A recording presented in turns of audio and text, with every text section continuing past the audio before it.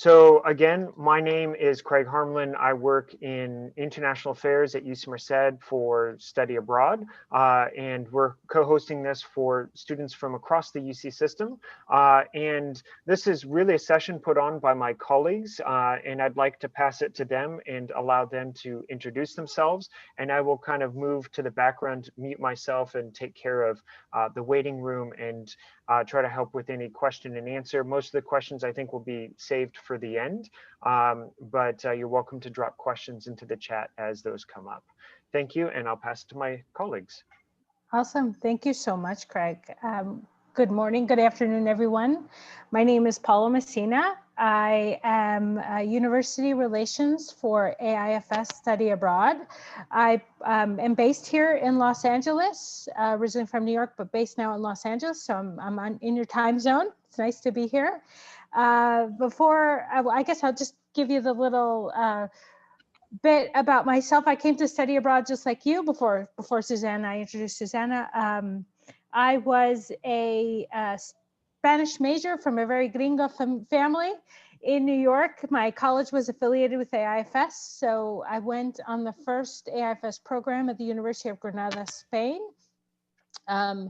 And did a whole year there, really immersed myself in the life of culture. It really changed me. I was very much the oldest daughter of a very tight-knit, small family who didn't do anything without asking for, her family's permission or opinion.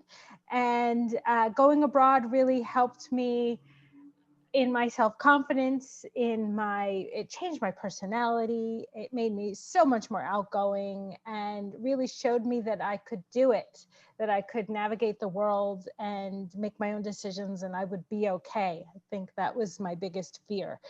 So study abroad changed everything. I decided after I came back and finished my degree, I went back to Spain where I spent the next 25 plus years working with AIFS as their on-site resident director, program coordinator. So I worked with students and sometimes faculty on a daily basis to make sure that their study abroad experience went as smoothly as possible. And when it didn't, I was the one that helped students through their issues. So I have been in study abroad for nearly 30 years. Next year will be my 30th year. And I'm very excited to be here. My family and I came back to the US about 6 years ago, and we're based here in LA. And I have really enjoyed California's multiculturalism. I feel very comfortable here. I love the weather.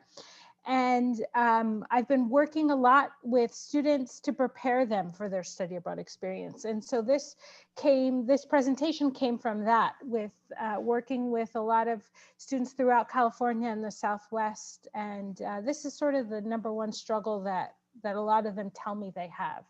So with that long story, I'm going to pass it on to Susanna, who is my partner in crime at AIFS. Suze. Hi, everyone. My name is Susanna Shigo, and I also work on our university relations team, and I do focus on our customized faculty-led programs. I am based in Stamford, Connecticut, so it's afternoon for me right now, and we're supposed to be getting snow apparently in the next day. Dreading. But similar to Paula, I have a little bit of a history with AIFS. I studied abroad with AIFS my junior year of college in the spring of 2015 on AIFS's London program. After that program, I decided I wanted to work in higher ed, and I eventually worked at a university in their admissions department. Soon after that, my previous job at AIFS opened up, and I started working with students prior to application for our catalog programs. And it's been just about a year or so that I've been working with our customized programs. So a shorter history than Paula, but still we're a good team. We match each other pretty well. We do. You make me young and hip. I try. But we're gonna jump right in. So Paula. All right. So when I talk to college students, I like to tell them that they should be thinking about their study abroad experience as an investment. You should be thinking about it as an investment in your education, thinking about it as an investment in your future. According to statistics, less than 10% of US undergrads across the country study abroad. So having this opportunity on your transcript, having it on your resume, makes you stand out. You know, your plans might be to finish your bachelor's and go on to grad school. Are you thinking about a really competitive grad school, a really competitive program? Having this on your resume, on your transcript, sets you apart from 90% of your peers. And then when you're out in the job market, and let's face it, it is going to be a very competitive job market for the next for, you know, several years. So having this international experience, this intercultural competence, these stories that you can talk about that time that you were abroad and you had to solve those problems, that you had to be adaptable, that you had to be flexible, will help you here you're hired, because we know from surveys, from LinkedIn, and from different employers associations that these intercultural competence skills, these soft skills that you'll develop, are ones that they are definitely looking for. This leads us to our first poll. Believe it or not, we've decided to make this a little interactive, and Craig has helped us with polls. We want you to tell us what you think. So according to the IIE.org, which is the Institute for International Education, according to their 2019 Open Doors report, how many US undergraduates studied abroad in 2017, 2018? Do you think that it was 342,000, 554,000, 671,000, or 984,000? I already told you it's under 10%. So how many US college students are there in the country? We'll give you just a sec for everybody to vote. We have about 83% of you who have voted. All right. Right, well, a few more. We need about 7 more people to vote. 5 seconds. Okay. 3, 2, 1. All right, release the results. So 49% of you say it's about 500,000. Well, sorry, it is actually less than that. It's 342,000 US undergrads study abroad every year. That is a tiny number if we think about, you know, the population of our country. So really it proves our point. Having a study abroad on your resume, having on your transcript, definitely makes you stand out. All right, we're gonna close the poll and go to the next slide. Sorry, I'm a little slow. Susanna. So the first part when it comes to studying abroad is understanding your finances from the get-go. Know how much study abroad is going to cost, and that's a lot of different things that compile into one total cost, you can assume. So going into it, you want to know how much are the program fees, what's included in those program fees. Some might be a little bit more expensive if you have to pay a housing supplement, or if you need to factor in an additional meal plan, things like that. So really, you want to know the basics of your program. So housing, meals, tuition, transportation, insurance packages. What are all those going to cost, and are they in the total program fee? And if not, how much additional? Also, again, how much is not included in those program fees, and how much do you have to budget for airfare, passport fees if you don't have a passport, extra insurance, homeschool tuition or homeschool fees. So know those in advance. And then also, how much will you need when you're abroad? You have to pay for things when you're abroad. If you're going to want to travel when you're there, which is something that a lot of people like to do, how much will books cost? If you want to check out those cool restaurants in your location, how much do you need to budget for that?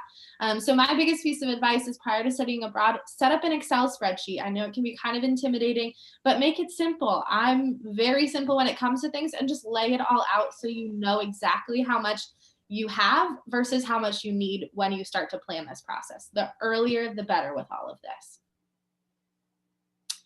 And then taking advantage of all available resources. So we're not going to go super in depth on all this, but really understand if any of your financial aid, scholarships, or grants that you may already be receiving can go toward any of your time abroad. So you'll want to talk with the program provider or your university about doing this, and also consult the financial aid office and the study abroad office at your university. But take advantage of this. If it's something you already have, put it toward your program if you can. It's already there for you. And then also we really hammer home the idea of scholarships. There are so many scholarships out there that you can apply to as a student. It kind of has to be like a part-time job for you, looking at these, keeping track of them, writing essays if you need it, or recommendation letters. But the more you apply to, the more you might receive. So really commit to this, and you'll probably see a really big return on it. Yeah, I think that the hardest part about scholarships is that personal statement, right? That writing another essay on top of all the schoolwork that you probably have to do. But really writing one really good personal essay that you can tweak for all these different scholarships will be worth the time. So definitely we can't stress that enough. All right, so we're going to get to the meat of our presentation. Susanna? So with imagination, you'll get there. So creative funding ideas. So we're going to touch on these 5 basics as we move forward. So they are lifestyle changes, virtual ideas, crowdfunding, back to basics ideas. When we get back to hopefully a more in-person life as opposed to virtual, and real student examples from previous years. Excellent. All right, brings us to our poll number 2. According to financial guru Suze Orman, she's on PBS. I don't know if you've seen her. What is the fastest way to save money? Is it A, get a part-time job? Is it B, open a savings account? Is it C, cut down on monthly expenses? Or is it D, work more hours at your current job? We'll give you a few seconds to vote. About half of you have voted already.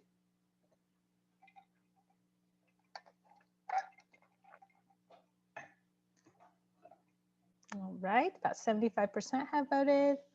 We'll give you a few more seconds. All right, 5 seconds. All right, countdown. You need the Jeopardy theme song during this or something. All right. All right, we're going to close the poll. 71% of you have said that you cut down on monthly expenses, and you're absolutely right. The fastest way to see that your bottom line, your monthly balance stay stable or go up would be cutting down on everything that you spend to bare essentials. We like to say live like a monk. So here's some ideas. Look at your habits. Yeah, so these are probably pretty basic ideas, but I know I am very guilty of doing a lot of this, which probably isn't the best side of things. But when it comes to saving money for certain things, whether it be a new car or study abroad, these are definitely things to look at. So one that I just did is buy myself a coffee machine instead of buying coffee every single day, because those $5 a day coffees really do add up. That's very similar to stop eating out and start cooking. I try to cook all, if not most, of my meals at home to save that money. Meal planning and meal prepping can be a really big thing too. Avoiding the temptation of buying unnecessarily online. I am very guilty of doing that. Those Instagram ads, they really suck you in. But set a certain amount each month for you to spend within your budget so you can save some extra. Set up a keep the change savings account with your bank. If you do have the time to do it and you can commit to something, get a part-time job, especially now as we get into the holidays. A lot of seasonal jobs tend to pop up. Stop a habit. So again, my habit was buying coffee every single day, and I stopped doing that, and that money is going toward my savings for something in the future. This is a big one. Use points or on credit cards or cash back to go toward your time abroad. So I know around Christmas time, I get a Visa debit card, credit card type thing from my credit card company with my cash back, and that goes towards something, or like my Christmas gifts. So if you get something like that, it could be good to save that for either buying a suitcase or something you may really need while you're abroad, or if you can use it while you're abroad, definitely save that. Just be aware of these, check with the companies, be aware of interest. And then also ask your family to give you money or travel related gifts for holidays and birthdays. I know I went abroad in the spring, and so Christmas was right before it. And my parents got me a suitcase, which was really necessary for me because I didn't have one. Travel adapters are big things, and just money for me. Whatever they could kind of give was really appreciated, and I used all of it while I was abroad for sure. Excellent. Just a note about credit cards, just be careful, beware of interest. You want to make sure that you pay off your balance at the end of the month. So you cannot buy more than you're capable of paying for at the end of the month. It's important to learn how to manage that. And if you do, those points or miles can bring really, really good benefits. So definitely do that. This one's mine, I think. So using your social network, right? It's really important that you start to rely on your network to support you in this endeavor. Remember, this is an educational program. It's an academic program abroad. It's more than just travel. So you have to share your story with all of them and ask for help. I know that I have lots of nieces and nephews, and I get lots of requests to support their sports teams, to support sometimes some school trips. And this is an academic endeavor, and it's what your network is for, to support you. It's really important that you tell your story, tell them about yourself. They may know you. How well do they know you? Do they know your major? Do they know your school? Do they know your background? Do they know what you want to do in the future? What your future goals are? Is it what your dream job is, or what your grad school ideas are? Tell them, and also tell them why you want to study abroad, how it will impact your future. State some study abroad outcomes. The UC Merced Study Abroad website has all of the statistics. A lot of different organizations like ours have done outcome surveys, and we've asked our students 5, 10, 20 years post study abroad what the benefits that experience brought to their life. So tell people about it. They'll support you. Post photos, fun facts about the city, the country, your program. Include your funding website information. Susanna's going to go a little bit into crowdfunding in a minute.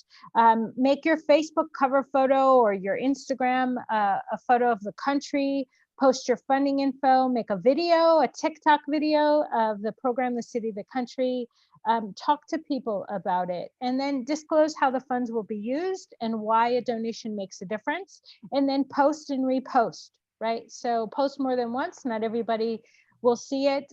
Sometimes about Facebook too, students say, I'm not on Facebook. Well, guess what? Get on Facebook, because that's where the older people with some money are.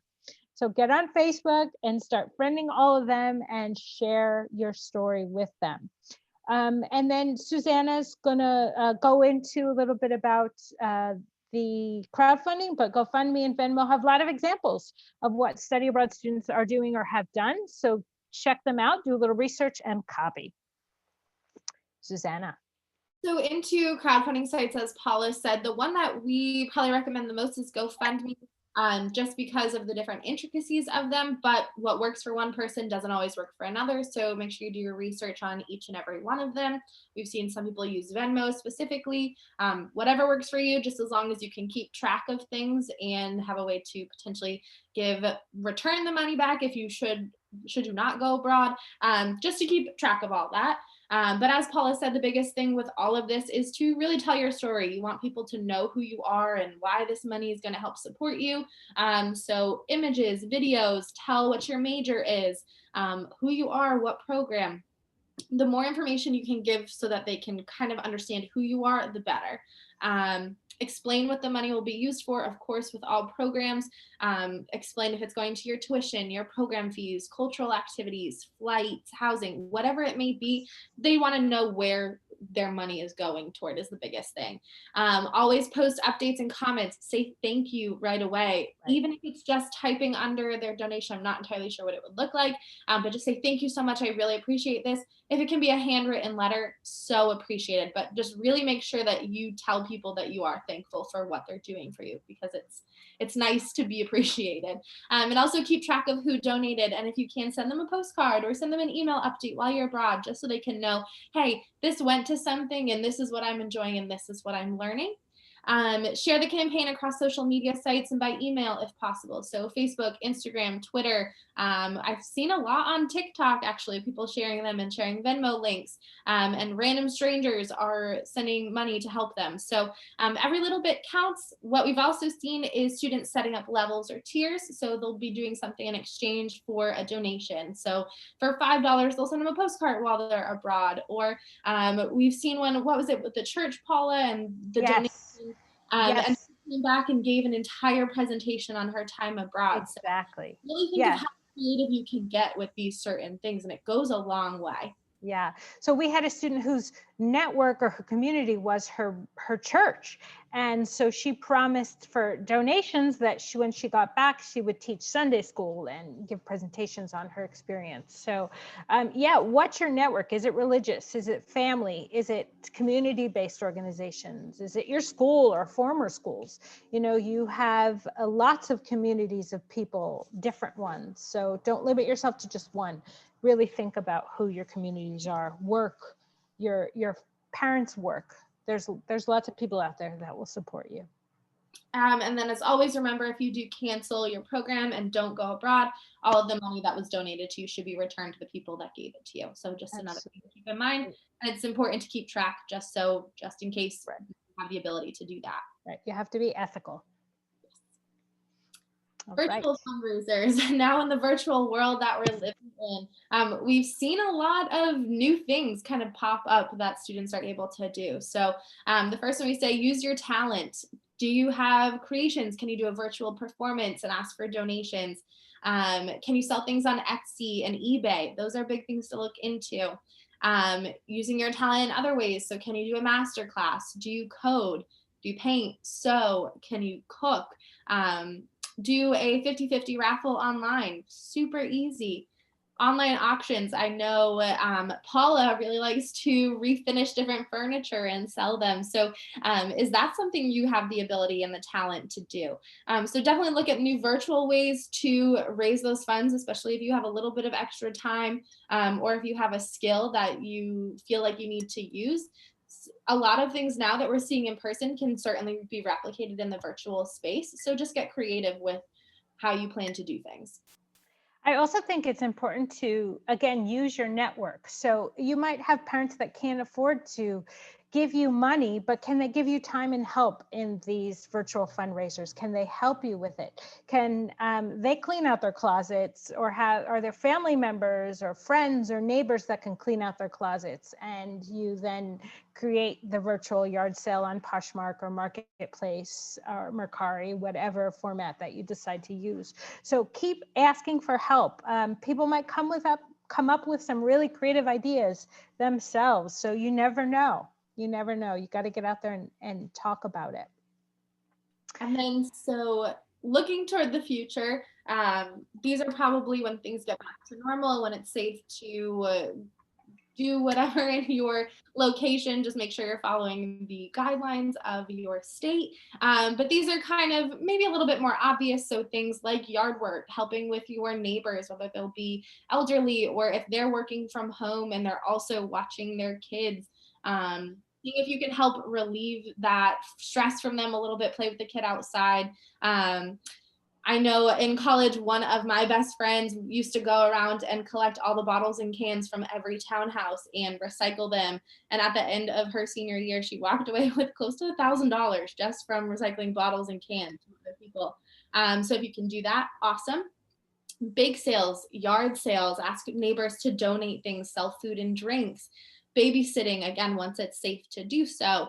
Hosting things at your community center or your church, like spaghetti dinner nights, pancake breakfast, ice cream social, bingo night, game tournaments. If they'll allow you to do a concert or some type of performance, car washes, a holiday gift wrapping service. We are approaching the holidays, and also paint and sips we've seen have been really popular amongst students, doing them for their parents' friends. So again, once we get back to normal, these are definitely things to look into, but definitely follow those state guidelines that are out there.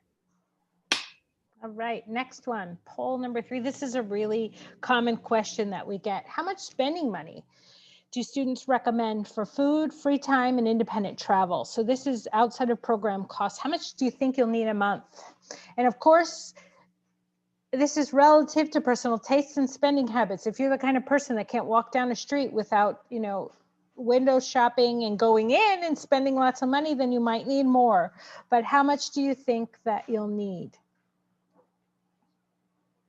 All right, about half of you, little more than half of you have voted. Give you a few more seconds.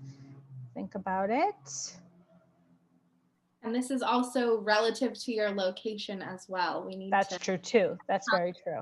different Right. But this is the average that we suggest for students. Yes. And I think we are good. Okay. So about 50% of you said $800 a month. And I think that's about right, Susanna? About $800 a month, again, according to your budget. If you are a shopper, you might want to think about $1,000 a month, but that's about how much you'll need for spending money for fun and travel and food outside of what is included in your program. All right, so we're going to go to the next slide. Sorry. And then we have some real life stories of students that I've been working here. This was a Mount SAC student. As a matter of fact, Craig was a Mount SAC student. This is a student that I worked with and went to Barcelona in spring of 2017.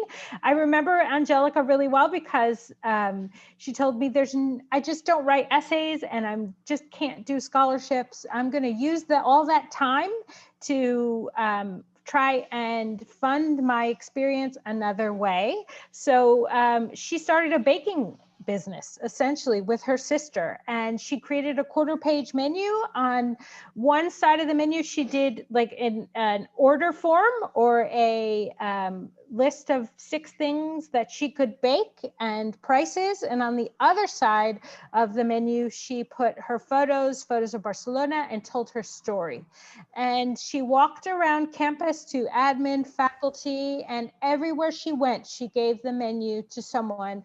And she said, if I just started to say, I have this baking business or I'm doing a bake sale, the answer would be no. But if she started her pitch with, my name is Angelica and my dream is to study abroad in Spain, and she really told her story, the answer would always be yes. So she learned to sell herself and her story before she sold her baked goods. She did that for about 3 months and raised about $1,500, 4 months, sorry, raised about $1,500 in 4 months. She would take orders and then bake that night and deliver her orders and collect the next day. So her advisor, I remember, gained like 20 pounds that semester. So this one is a really fun story too. It's about using your network and your community. So Anna was a Citrus College student who I worked with, who just went to Costa Rica this past winter.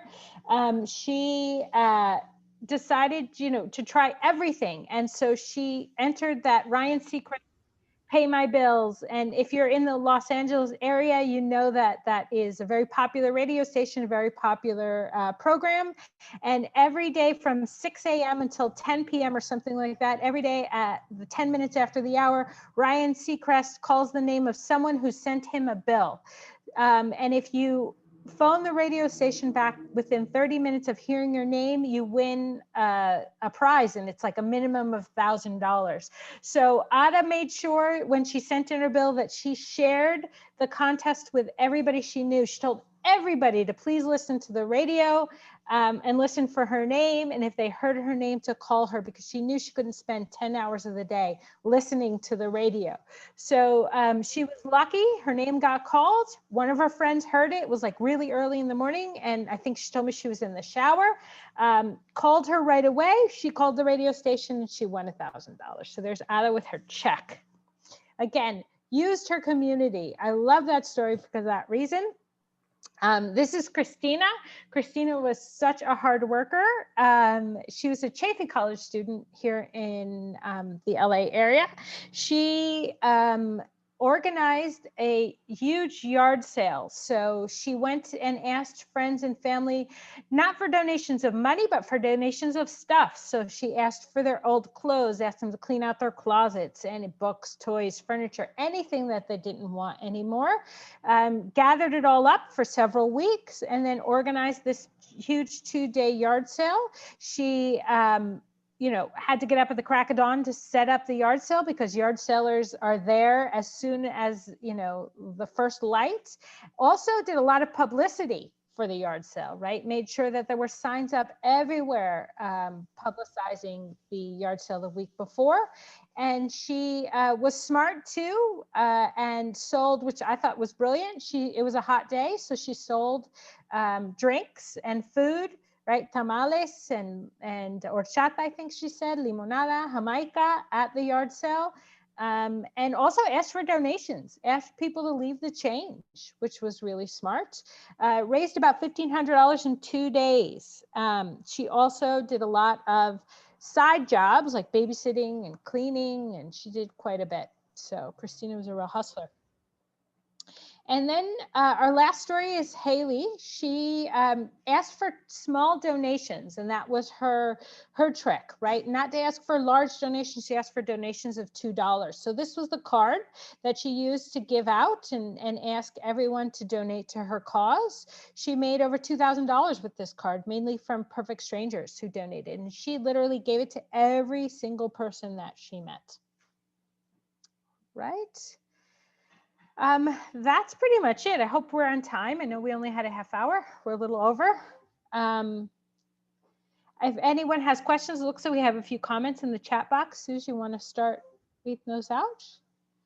Most of them have been answered a lot. So if you haven't checked the chat, please feel free to open it up.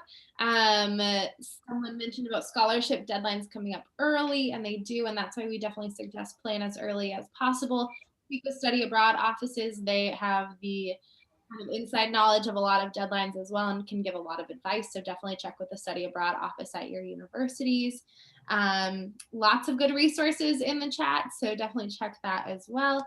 But if anyone has any specific questions, feel free to type them in the chat and we'll be able to respond. Yeah, and we left our QR there in case if anyone's interested in any AFS study abroad programs.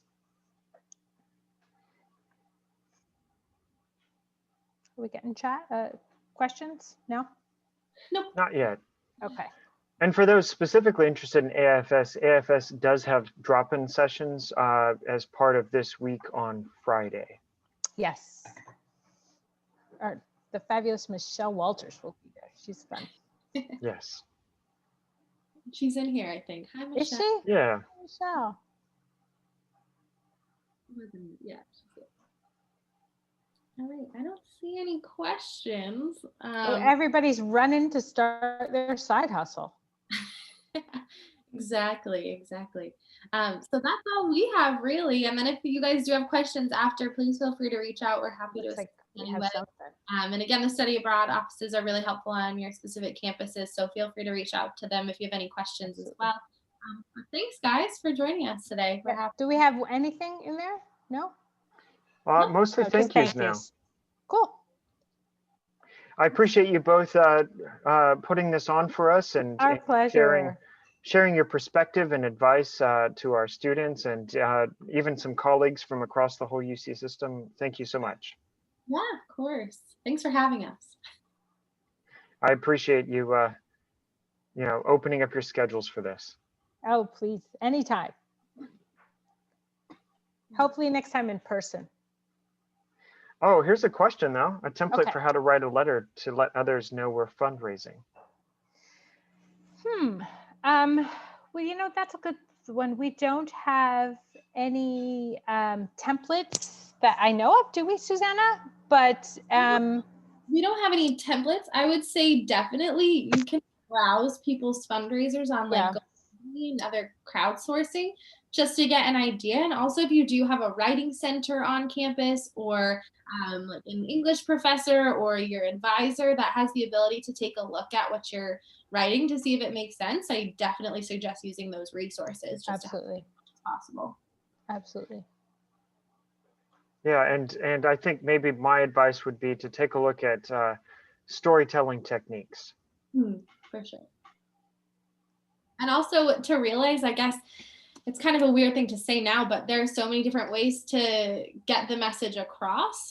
So one message may be perfect for an email, but another message would be perfect for like an Instagram or like a TikTok video or whatever it may be. So also think about ways that you can get the message across different platforms.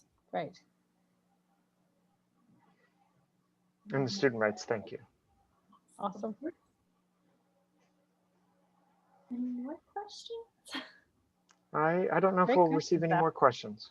Awesome. Well, thank you again for having us. We're happy to join. Thanks, Craig. Thank you so much. I really Anytime. appreciate you taking the time. Awesome. Anytime you need us, we're here. Okay. Okay. Well, thank you so much. Take care. Have a good rest of your day. You too. Bye. Bye-bye.